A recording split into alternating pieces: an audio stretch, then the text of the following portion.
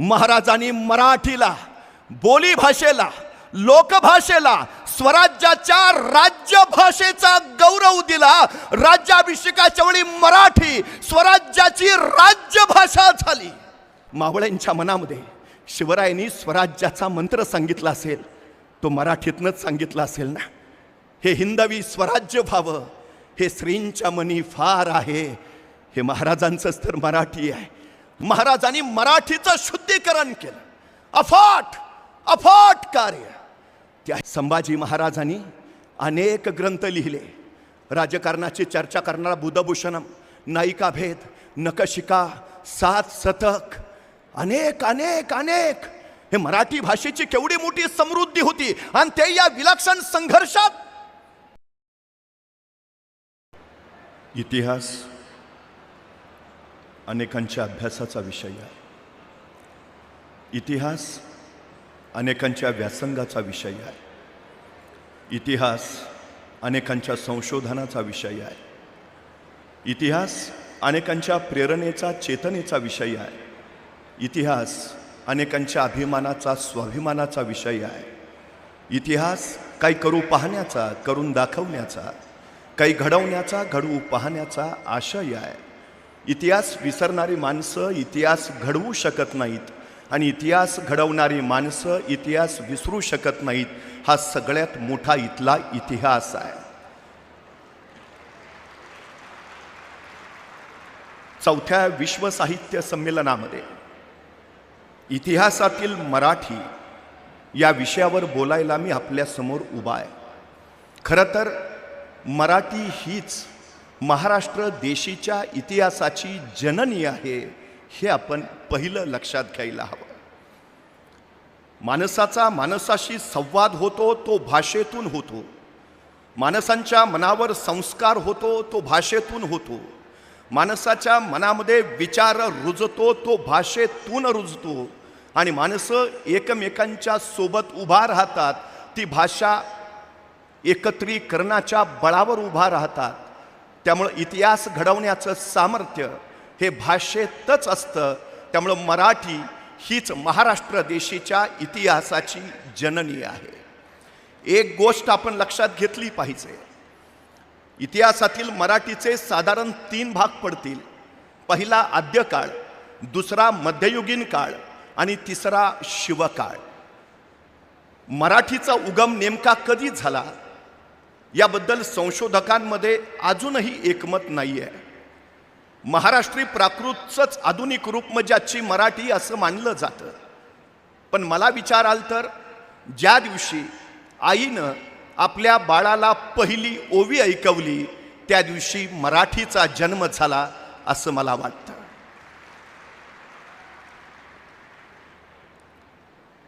मराठीतला पहिला आद्य ग्रंथ हा सातवाहन काळातला आपल्याला भेटतो। जुन्नरच्या नाणेघाटामध्ये एक शिलालेख आहे। पहिली मराठी राणी नागनिका जिनं स्वतःची नाणी पाडली आणि सातवाहन साम्राज्याच्या 400 वर्षाची मुहूर्तमेढ रोवली, त्या सातवाहन राजा हाल यानं गाथा सप्तशतीची नावाचा पहिला मराठी ग्रंथ लिहिला। अर्थात तो महाराष्ट्र ग्रामीण जीवनातल्या कवितांचं संकलन होतं। हा मराठीतला पहिला ज्ञात असलेला आद्य ग्रंथ मानला जातो। सातवाहनांची बोलीभाषा मराठी होती, कारभाराची भाषा मराठी होती। त्यामुळे सातवाहनांच्या काळामध्ये मराठीचा निश्चितच विकास झाला, मराठी भाषा अधिकाधिक समृद्ध होत गेली। त्यामुळे या कालखंडानंतर जसजसा काळ पुढे सरकत गेला, बदलत्या सामाजिक, राजकीय, धार्मिक स्थित्यंतराबरोबर मराठीमध्ये सुद्धा बदल घडत घडत पुढे गेले। ही वस्तुस्थिती आपण लक्षात घेतली पाहिजे। खरं तर आजच्या काळामध्ये भारतामधली मराठी ही 22वी अधिकृत भाषा आहे। एकूण मराठी बोलणाऱ्यांच्या लोकसंख्येपैकी मराठी जगातली 10वी आणि भारतातली 3री भाषा आहे, जी अभिजात भाषा मानली जाते। याचं कारण मराठी ही सगळ्यात प्राचीन भाषा आहे, हे आपण लक्षात घेतलं पाहिजे। मराठीचा पहिला उल्लेख इसवी सन पूर्व 650 सालापासून सुरू होतो. अनेक शिलालेखांमध्ये, अनेक ताम्रपटांमध्ये मराठी शब्द आपल्याला आढळतात. खरं तर पहिला शिलालेख जो मानला जातो तो राजा केसीदेव रायाचा अलिबाग शेजारच्या अक्षी गावात सापडलेला. त्याच्यानंतरचा दुसरा शिलालेख कर्नाटकातल्या श्रवण बेळगावच्या गोमटेश्वराच्या पायाशी चामुंडराय करविले अशा मराठी शब्दात लिहिलेला. आणि त्याच्यानंतर दक्षिण सोलापुरातल्या कुडल इथं एक शिलालेख सापडला जो मराठीचं प्राचीनत्व सिद्ध करत राहतो. खरं तर या सगळ्या बोलीभाषेतून मराठी पुढं पुढं समृद्ध होत असतानाच शिलालेखांच्या माध्यमानं, ताम्रपटांच्या माध्यमानं, महाकाव्याच्या माध्यमानं, ग्रंथांच्या माध्यमानं मराठी बहरत बहरत बहरत पुढं गेली. याच्यानंतरचा जो दुसरा काळ येतो तो आहे यादव राजवंशाचा काळ. हे यादव हे मराठी महाराष्ट्री, त्यामुळं साहजिकच बोलीभाषा मराठी होती, राज्यकारभाराची भाषा मराठी होती. आणि याच यादव काळामध्ये मराठीचा विलक्षण प्रचार झाला, मराठीचा विलक्षण प्रसार झाला. अनेक वाङ्मय मराठीमध्ये जे निर्माण झालं ते याच काळामध्ये निर्माण झालं. नरेंद्र नावाचा एक कवी ज्यावेळी यादव राजांच्या दरबारात आला त्यांनी आपलं काव्य मराठीतलं राजांपुढं सादर केलं आणि राजाला असं वाटलं की ते काव्य आपल्याला द्यावं. तो त्याचा मोबदलाही द्यायला तयार होता, म्हणजे आपणही मराठीचे कवी व्हावं असं तत्कालीन राजाला वाटणं ही मराठीच्या समृद्धतेची सगळ्यात मोठी तत्कालीन काळातली खूण आहे. यादव राजवंश संपत असतानाच इस्लामी आक्रमकांचं आक्रमण देशावर झालं. मग खिलजी आला, मग तुगलक आले, मग बहामनीच्या नंतर 5 शाया तयार झाल्या. पण या कालखंडामध्ये राज्यकारभाराची भाषा मराठी राहिली नाही, ती फारसी झाली. पण मराठीचं अस्तित्व या इस्लामी आक्रमकांच्या सद्यस्थितीत सुद्धा जर कुणी जपलं असेल तर ते आपण लक्षात घेतलं पाहिजे. मुकुंद राजांचा विवेक सिंधू नावाचा ग्रंथ आहे जो शंकराचार्यांच्या वेदांताचं निरूपण करतो. तो शके 1110ला आला. त्याच्यानंतर 1278ला माहीम भटांनी लीळा चरित्र लिहिलं. महानुभाव पंथानं मराठीमध्ये प्रचंड भर टाकली. आणि त्याच्यानंतर इसवी सन 1290ला माऊली ज्ञानेश्वरांनी ज्ञानेश्वरीची रचना केली. ये मराठीची ये नगरी ब्रह्मविद्येचा सुकाळू करी असं म्हणत ज्ञानेश्वरांनी मनानं मृतपाय झालेल्या समाजाला नवचैतन्य देण्यासाठी मराठी जनांच्या लोकभाषेमध्ये ज्ञानेश्वरीची निर्मिती केली. खरं तर तो काळ असा होता की त्या काळामध्ये कुरुक्षेत्रावर भगवान श्रीकृष्णाने अर्जुनाला सांगितलेली गीता आणि अर्जुनाला युद्धाला जे प्रवृत्त केलं त्याच प्रवृत्ततेची पुन्हा एकदा गरज होती. संत ज्ञानेश्वरांनी त्याच भगवद्गीतेच्या निरूपणातून या महाराष्ट्र देशाच्या मराठी जनांना लोकभाषेतून पुन्हा एकदा युद्धासाठी प्रवृत्त केलं. हे आपण लक्षात घेतलं पाहिजे. संत एकनाथांनी भारुडं लिहिली आणि मराठी जन घडत राहिलं. आता सगळ्यात महत्त्वाचा काळ इथून पुढचा जो येतो तो आहे छत्रपती शिवाजी महाराजांचा शिवकाळ. एक गोष्ट आपण लक्षात घेतली पाहिजे, पराभव पहिल्यांदा रणात होत नाही, पराभव पहिल्यांदा मनात होतो. जी माणसं मनानं पराभूत असतात रणात जिंकूच शकत नाहीत, आणि जी माणसं मनानं जिंकलेली असतात रणात पराभूतच होत नाहीत. पहिली गोष्ट, मुळामध्ये ज्या शहाजीराजे आणि माँसाहेब जिजाऊंनी शुभाराजांच्या मनामध्ये स्वराज्याचं स्वप्न पेरलं त्या शहाजीराजांच्या पदरी 35 कवी आहेत. जयराम पिंडे त्यांची नावं लिहितो. शहाजीराजांना अनेक भाषा येत आहेत. मराठीच्या समृद्धतेमध्ये शहाजीराजांनी विलक्षण भर टाकली. एवढंच नव्हे तर शहाजीराजांच्या सुनबाई दीपाऊ साहेब ज्या इंगळे घराण्यातल्या होत्या त्यांचंही काव्य आता उपलब्ध झालंय, त्यांचा काव्यसंग्रह आहे. जिजाऊ माँसाहेबांना या भाषा येत होत्या. मला एकच विषय आहे, छत्रपती शिवाजी महाराजांच्या मनात माँसाहेब जिजाऊंनी स्वराज्याचं स्वप्न पेरलं असेल ते मराठीतनंच तर पेरलं असेल ना. शहाजीराजांनी शिवरायांना जे मार्गदर्शन केलं असेल ते मराठीतनंच तर केलं असेल ना. ज्यावेळी एक स्वप्न घेऊन शुभाराजे माँसाहेब जिजाऊंच्या सोबत पुण्यात आले, उद्ध्वस्तोस झालेलं पुणे, बकास कंगाल झालेलं पुणे, रायारामानं गाढवाचा नांगर फिरवलेला उद्ध्वस्त झालेलं पुणे, जगण्यासाठी मरायचं आणि मरण्यासाठी जगायचं अशा टासात जगत असलेली सह्याद्रीच्या दऱ्याखोऱ्यात लपून राहिलेली माणसं, या माणसांना स्वराज्यासाठी प्रेरित करायचं आहे. काय करावं जिजाऊ साहेबांनी? रणात उभारायची असतील तर मनानं उभा राहिली पाहिजेत. मासाहेब निघाल्या, त्या थेट आळंदीला पोचल्या. संत ज्ञानेश्वरांच्या समाधीचा जीर्णोद्धार केला. अर्जुनाला युद्धाला प्रवृत्त करणारी ती गीता ज्ञानेश्वरांच्या ज्ञानेश्वरीतून पुन्हा लोकमानसापर्यंत पोहोचावी आणि पुन्हा कुरुक्षेत्रासाठी इथली माणसं उभारावी, हा जिजाऊ मासाहेबांचा भाग. त्यासाठीच तर पुनरुज्जीवन झालं. तिथून मासाहेब निघाल्या, देहूला आल्या, जगद्गुरु तुकोबरायांची भेट घेतली. बुडती हे जन न देखावे डोळा, म्हणून कळवळा येत असे. आपल्या कीर्तनातून प्रबोधन करणाऱ्या जगद्गुरु तुकोबरायांना मासाहेबांनी स्वराज्याचं ध्येय सांगितलं. या स्वराज्यासाठी पाईक हवेत आणि जगद्गुरूंनी आपल्या अभंगातून पाईकाचे अभंग लिहिले. जगद्गुरूंच्या या पाईकाच्या अभंगातूनच तर स्वराज्याचे नाईक उभा राहिले, नाहीतर स्वराज्यासाठी लढणारी ही माणसं कुठली? ही जगद्गुरूंच्या कीर्तनातूनच तर घडलेली. दुसरीकडं समर्थ रामदास स्वामी भारत भ्रमण करत राहिले. मनाचे श्लोक, दासबोध, बलोपासना माणसांची मन जागी जागी केली आणि स्वराज्याला आवश्यक असणारी रणभूमीसाठी लागणारी माणसं, त्यांची मनोभूमी तयार करायचं कार्य या साहित्यातून, मराठी भाषेतून, मराठीनं केलं. हे आपण लक्षात घेतलं पाहिजे. मराठीची समृद्धता विलक्षण विलक्षण विलक्षण वाढत गेली. मला एक गोष्ट सांगायची आहे. आपल्या मावळ्यांच्या मनामध्ये शिवरायांनी स्वराज्याचा मंत्र सांगितला असेल, तो मराठीतनंच सांगितला असेल ना. हे हिंदवी स्वराज्य व्हावं, हे श्रींच्या मनी फार आहे. हे महाराजांचंच तर मराठी आहे. लोकांच्या काळजात अलगत उतरणार, इतका उतरणार, तो त्यांच्या आयुष्याचा ध्यास ठरून जाणार. काय विलक्षण असेल नाही. हो बघा ना, महाराज तानाजींना सांगतायत, तानाजी पोराच्या लग्नाची पत्रिका घेऊन आलाय. रायबाच्या लग्नाला यायचं बरं का. राजांची नजर कोंढाण्यावर. ताना, कोंढाणा घ्यायचं म्हणे आहे रे. आणि सरदेशी उठले तानाजी, पोराचं लग्न टाकून कोंढाण्याचं लग्न करायला गेले. गेले गेले असे गेले की रायबाचं लग्न करायला परतच नाही आले.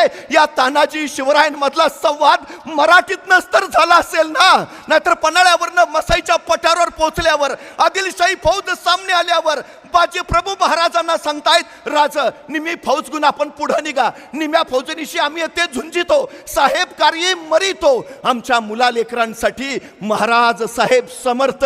बाजी प्रभूंचे हे शब्द लाख मेले तरी चालतील, पण लाखाचा पोशिंदा वाचला पाहिजे, हा मराठी संदेश देणारेच तर होते ना.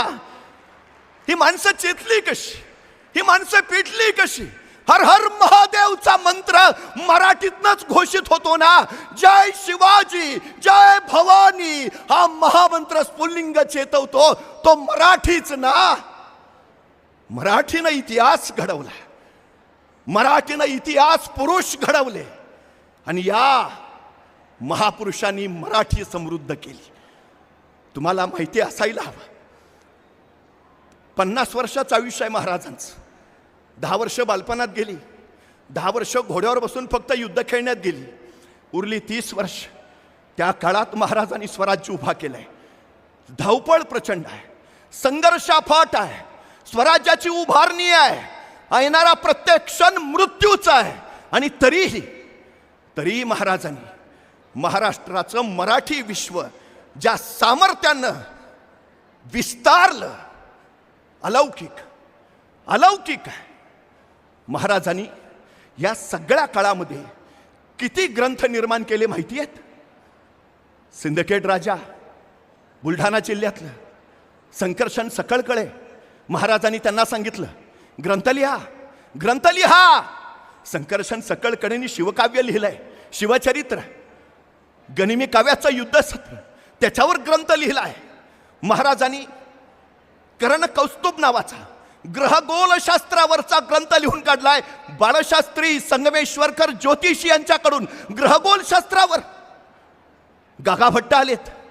महाराज गागा भट्टांना सांगतायत लिहा, ग्रंथ लिहा. समय नाही, शिवारकोदय, शिवराज प्रयोग हे गागा भट्टांनी इथं येऊन लिहिलेले ग्रंथ आहेत. महाराज कवींद्र परमानंदांना सांगतात लिहा, ग्रंथ लिहा. कविभूषण इथं येतोय, लिहा, ग्रंथ लिहा. गोविंद भट्ट बर्वे त्यांच्याकडनं शिवराज्याभिषेक कल्पतरू ग्रंथ लिहून घेतायत महाराज. अहो एवढं नव्हे, या सगळ्या धामधुमीमध्ये महाराजांनी रायगडावर एक विवेक सभा उभारली आहे. आताच्या भाषेत डिबेटिंग क्लब. जगभरातले विद्वान तिथं यायचे, महाराज त्यांच्याशी चर्चा करायचे विविध विषयावर, विविध गोष्टींवर. आणि याच विवेक सभेमध्ये महाराज गागा भट्टांना सांगतायत आद्य शंकराचार्य, कुमारिल भट्ट, मंडन मिश्र यांचा अद्वैतावर जो वादविवाद झाला आहे त्याची संहिता तयार करायची राहिली आहे.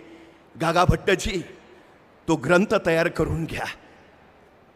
एवढ्या धामधुमीत राजांचं महाराष्ट्राच्या सांस्कृतिक विश्वाकडे किती विलक्षण लक्ष. एवढंच नव्हे, इस्लामी आक्रमणांमुळं मराठीमध्ये अनेक फारसी शब्द आले, पर्शियन, अरबी शब्द आले. महाराजांचा शुद्ध विचार होता, रयतेच्या भाषेतच राज्याचा कारभार चालला पाहिजे. महाराजांनी मराठीला, बोली भाषेला, लोकभाषेला स्वराज्याच्या राज्यभाषेचा गौरव दिला. राज्याभिषेकाच्या वेळी मराठी स्वराज्याची राज्यभाषा झाली. पण त्याही पेक्षा भाषा शुद्धीकरणाचा पहिला मराठीतला ग्रंथ छत्रपती शिवाजी महाराजांनी तयार केला. अमात्य बलू, रघुनाथ नामा, करूची राजव्यवहार कोशम. मराठीतल्या हा पहिला शब्द संग्रह आहे. जवळपास 1,500 फारसी शब्द महाराजांनी काढले, बदलले, मराठी दिले. राजव्यवहार कोश, शुद्ध मराठी. महाराजांनी मराठीचं शुद्धीकरण केलं. अफाट कार्य. त्याही पेक्षा सगळ्यात महत्वाचं, हे सगळं घडत असताना महाराज आपल्या पुत्राला तसेच घडवतायत. तसेच एका ठिकाणी महाराज संभाजी राजांना सांगतात, या स्वराज्याच्या दौडीत आम्हाला उसंत नाही मिळाली, पण जो काव्यगुण तुम्ही जोपासता आहात तो असाच असू द्या. संभाजी महाराजांनी अनेक ग्रंथ लिहिले. राजकारणाची चर्चा करणारा बुधभूषणम, नायिकाभेद, नखशिका, 7 शतक, अनेक अनेक अनेक. हे मराठी भाषेची केवढी मोठी समृद्धी होती. आणि ते या विलक्षण संघर्षात किती अफाट कार्य आहे. अहो तंजावरला सरस्वती महाल ग्रंथालय आहे. छत्रपती शिवाजी महाराजांनी लिहिलेला अभंग तिथं ठेवण्यात आला आहे. त्या अभंगामध्ये शिवराय स्वतःचा शिवराजे असं करतात. काय लिहितात छत्रपती शिवाजी महाराज त्या अभंगात? नासिवंत सुखासाठी अंतरले जगजेटी, नाही नाही याते गोडी, लक्ष 84ची जोडी. मनुष्य जन्म गेला वारे, मग काय करशील बारे. शिवराजे सांगे जना, म्या तो सोडिली वासना. महाराजांनी फक्त मराठी समृद्ध नाही केली, महाराजांनी स्वतः मराठीमध्ये काव्यलेखन केलं, विलक्षण काव्यलेखन केलं. खरं तर वयाच्या 16व्या वर्षी ये मराठीची ये ब्रह्मविद्येचा सुकाळू करी म्हणत मराठीचा जागर करत भाषिक स्वराज्याला सुरुवात करणारे संत ज्ञानेश्वर आणि वयाच्या 16व्या वर्षी या मराठीची ये नगरीमध्ये मराठियांचं स्वराज्य स्थापन करणारे छत्रपती शिवाजी महाराज. इतिहासातली ही समृद्ध परंपरा मराठीला विलक्षण समृद्ध करणारी ठरली. खरं तर मराठी ऐकावं, मराठी बोलावं, मराठी पहावं, मराठी अनुभवावं. इतिहास बोलावा मराठीतून, इतिहास पहावा मराठीतून, इतिहास अनुभवावा मराठीतून. मराठीतल्या इतिहासाची गोडी इतर कुठल्याही भाषेला नाही. इतिहासाचं स्फुल्लिंग चेतवते ती मराठी, रक्ता रक्ताची धमनी पेटवते ती मराठी, हर हर महादेवचा नामघोष साकारते ती मराठी. मराठी इतिहास घडवते. फक्त एक इतिहासातली मराठी आता फक्त इतिहासात राहू नये. एकीकडे कविभूषणासारखे, कवी परमानंदांसारखे ग्रंथ होत असताना महाराजांनी ज्यावेळी प्रतापगडावर खान फाडला त्यावेळी महाराजांनी अज्ञानदास शाहिराला म्हणे दरबारात बोलावून घेतलं आणि अफजल खान वधाचा पोवाडा बनवला. महाराजांनी मिळवलेला हा विजय फक्त अफजल खानावरचा विजय नव्हता, तो रयतेच्या विश्वासावर मिळवलेला विजय होता. हो, आपण हिंदवी स्वराज्य स्थापित करू शकतो. हा संदेश मराठीतून महाराजांनी लोकांपर्यंत पोहोचवला. राजाचा विजय म्हणजे राष्ट्राचा विजय आणि राष्ट्र म्हणजे आपण, हा आपला विजय. माणसं चेतली, पेटली, उभा राहिली. आमचे तानाजी कोंढाण्यावर गेले.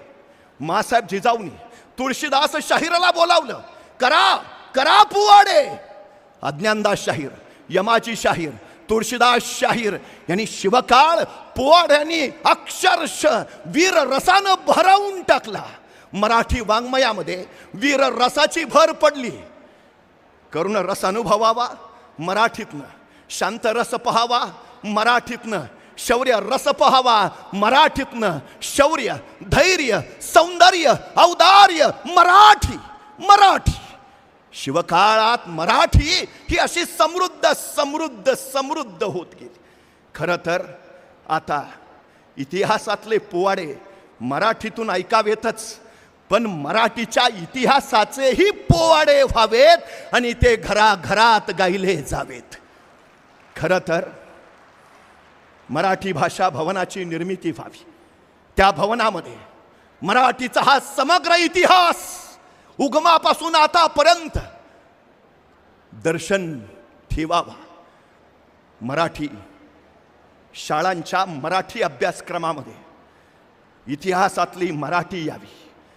आपली मराठी किती प्राचीन आहे, आपली मराठी किती वैभवी आहे, आपली मराठी किती समृद्ध आहे, आपल्या मराठीचा इतिहास किती जाज्वल्य आहे. जगण्याचं, उभा राहण्याचं, लढण्याचं बळ देते ती मराठी किती अलौकिक आहे हे उद्याच्या पिढ्यांना कळू द्या. कैक आक्रमणं आली, इस्लामी आक्रमक, इंग्रजी आक्रमक, पण मराठी तेजाळतच राहिली. खरं तर स्वराज्याची नासधूसने जाळपोळ करायचं सत्र सुरूच होतं. छत्रपती संभाजी महाराजांच्या मृत्यूनंतर हे सत्र आणखी गतिमान झालं. रायगडावर महाराजांनी स्वतःची एक ग्रंथशाळा निर्माण करून ठेवलेली, जिथं असंख्य मराठी ग्रंथ असतील, जिथं असंख्य पत्र असतील, आज्ञापत्र असतील, राजनीती असेल. पण शत्रूनं अक्षरशः सारं जाळून टाकलं आणि मराठीचा समृद्ध ठेवा रायगडावर तसाच उद्ध्वस्त होऊन पडला. पण मराठीच्या त्या ज्वाळामधूनच मराठी तेजाळून उठली आणि पुढची कैक वर्ष राजा शिवाय इथली प्रजा लढत राहिली, माणसांची मन चेतवत राहिली. दख्खन गिळायला आला औरंगजेब, याच मातीत तो गाडला गेला आणि महाराष्ट्रानं नवा इतिहास लिहिला. जो महाराष्ट्राच्या मराठीच्या नादी लागतो त्याचा औरंगजेब होतो. मराठी अमृतातेही पैसा जिंकणारी. अहो, मराठी म्हणजे अमृत. जो मराठी घेईल, पिईल, सोबत ठेवेल त्याला मरण कसलं. अरे, ज्याच्या सोबत मराठी तोच अमर. तर मराठी मरते कशी? ती अमर आहे, ती चिरंतन आहे. चिरंतन जोपर्यंत या सृष्टीवर मानवी वंश असेल तोपर्यंत मराठी असेल. मराठी असेल. माणसाचा पहिला आणि शेवटचा श्वास हा मराठी असेल. ती आक्रमणं मराठीनं झेलली, पण आताची इंग्लिशची आक्रमणं ती परकीयांनी आणलेली नाहीत, ती आपण स्वीकारलेली आहेत. म्हणजे आय नो, मुझे पता है, तुला काहीच माहिती नाही. हे आमचं भाषा वाङ्मय मराठीला नुकसान पोहोचवतंय एवढं मात्र खरं. पुन्हा एकदा भाषा शुद्धीकरणाची चळवळ उभा राहावी. पुन्हा एकदा माय मराठीचा गौरव वाढावा माझी अपेक्षा आहे. या 4थ्या मराठी विश्व साहित्य संमेलनाच्या निमित्तानं निश्चितपणे मराठींचा उत्सव असाच वाढत राहील आणि मराठी इतिहासासारखीच वर्तमानातही अधिकाधिक समृद्ध होत जाईल. धन्यवाद.